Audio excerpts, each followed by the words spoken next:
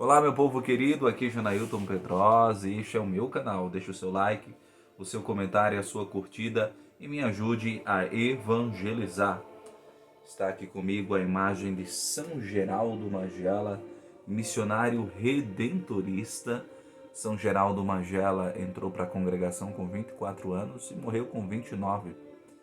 Fugiu de casa para ser missionário redentorista, para bater na porta dos missionários, para pedir abrigo, para pedir aceitação. E a mãe o trancou para que ele não fugisse, e ele fugiu pela janela e deixou um bilhete: mãe, não vá atrás de mim, não me procure. Vou ser santo, vou para a vida religiosa ser santo. Que lindo, São Geraldo interceda por nós. E foi santo, morreu com 29 anos, certo, de saúde frágil, mas de uma convicção linda por Jesus Cristo. São Geraldo interceda por nós. Meus queridos e amados, eu quero partilhar com você. Fique comigo só alguns minutos, tenha coragem, porque esse testemunho vai impactar seu coração e vai te fazer refletir como me fez refletir. Olha a camisa bonita que estou vestindo. Quaresma de São Miguel Arcanjo. Estamos no combate até 29 deste mês, 29 de setembro, tá? 15 de agosto a 29 de setembro, Quaresma de São Miguel Arcanjo. O jovem religioso de Santo Antônio. Escute. O livro é O Inferno de Monsenhor de Seguir, um grande teólogo, sacerdote. O sábio arcebispo de Florença, Santo Antônio, conta-nos um episódio terrível que, em meados do século XV, apavorou todo o norte da Itália. Um jovem de boa família, com 16 ou 17 anos, caiu em desgraça ao esconder um pecado mortal na confissão e comungar nesse estado. Em função de uma miserável honra humana, passou a adiar a comunicação do seu pecado, entregando-se semana após semana, mês após mês, à confissão e à comunhão, sem revelar o seu sacrilégio. Quer dizer, cometeu um pecado gravíssimo e não contou na confissão, escondeu. Por isso que é muito importante confessar e contar todos os pecados. Não pode esconder. O padre não vai adivinhar. Na confissão, diga com clareza: eu fiz isso. Fale dos seus pecados. O jovem escondeu. Remoído pelo remorso, passou a fazer grandes penitências e houve quem o tomasse por santo, mas não confessou. Não podendo levar isso além, decidiu entrar para um mosteiro. Lá, ao menos, eu poderia confessar tudo e expiar meus terríveis pecados, pensava. Mas, para sua miséria, os superiores que o conheciam de reputação acolheram-no como se um santo fosse. Como se um santo fosse. Tomado pela vergonha que o impedia de revelar seu pecado, continuou a adiar a confissão e redobrar suas penitências. Fez penitência, mas não confessou. Passou 2 ou 3 anos nesse deplorável estado, sem ousar revelar o peso medonho que o esmagava.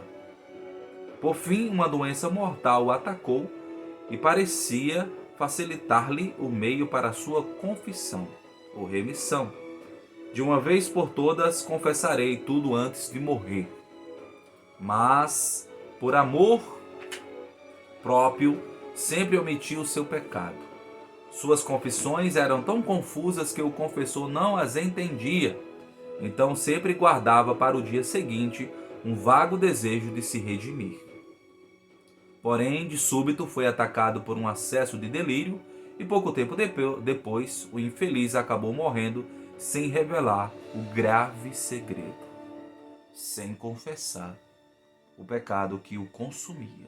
Adiou, ficou sendo tratado como santo, fazendo penitência, mas não contou o pecado. Na comunidade onde ninguém tinha conhecimento de terrível realidade, ouvia-se: se esse não for para o céu, quem de nós poderá ir?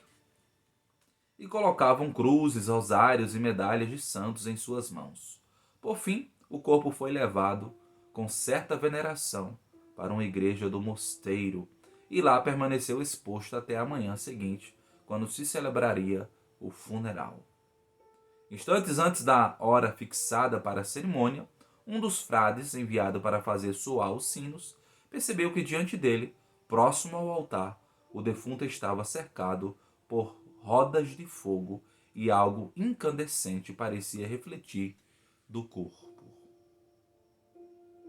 Apavorado, o frade caiu de joelhos com os olhos fixados na terrível imagem, quando o próprio condenado lhe disse: "Não orem por mim, pois estou no inferno, para toda a eternidade." E passou a contar a lamentável história de sua miserável honra e de todos os seus sacrilégios. Logo depois desapareceu, deixando na igreja um odor fétido que se espalhou por todo o mosteiro, como que para atestar tudo que o frade havia testemunhado. Tão logo foram avisados, os superiores mandaram dali retirar o cadáver, julgando-o indigno de sepultura eclesiástica. Meus amados e amadas, são testemunhos trazidos neste livro da editora Eclésia do Inferno, certo?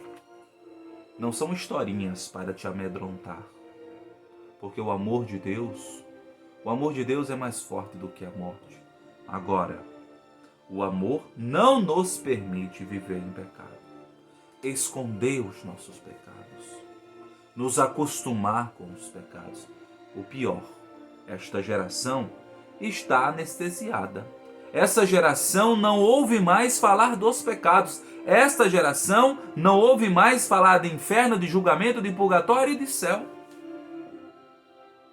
Esta geração tem feito as pazes com os pecados, porque por isso Padre Pio dizia, São Pio de Pietrelcina: "O meu medo é se o inferno caberá o século XXI." Eu e você, nós, primeira pessoa do singular, do plural, precisamos nos arrepender. Precisamos fazer penitência, jejuar, nos mortificar, mas confessar os nossos pecados. Antes de ir ao sacerdote, fazer um sincero ato de contrição. E dizer tudo, rasgar o coração. Não ficar preso a elogios. "Ah, Janailton é um santo. Ah, Janailton reza o texto todo dia. Ah, Janailton prega todo dia. Janailton é um missionário." Mas Janailton não conta os seus pecados. Janailton esconde por mérito humano. Janailton é um pecador, filhos. Janailton é um frágil pecador. E eu vos digo, diante do sacerdote, Janailton conta tudo. As suas fragilidades, os seus vícios, a sua soberba, os seus orgulhos. Diante do sacerdote, devemos chorar os nossos pecados.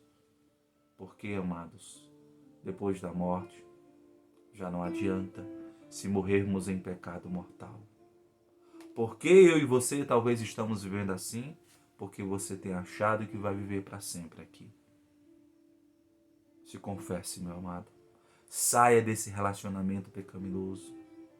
Saia dessas amizades que estão te levando para o orgulho, para a morte, para os vícios. Saia dessas músicas, saia dessas imagens. Tenha a coragem de se mortificar e dizer ao Padre tudo. E não ache que o Senhor não vai te perdoar. Ele está pronto, Ele quer te perdoar. Não tenha medo. "Ah, Jonathan, eu não tenho mais jeito." Você tem, Deus vai te perdoar. O Papa Francisco, nosso querido e amado Papa Francisco, dizia e nos diz sempre que Deus não cansa de nos perdoar. Somos nós que cansamos de pedir perdão. Peça perdão, meu amado.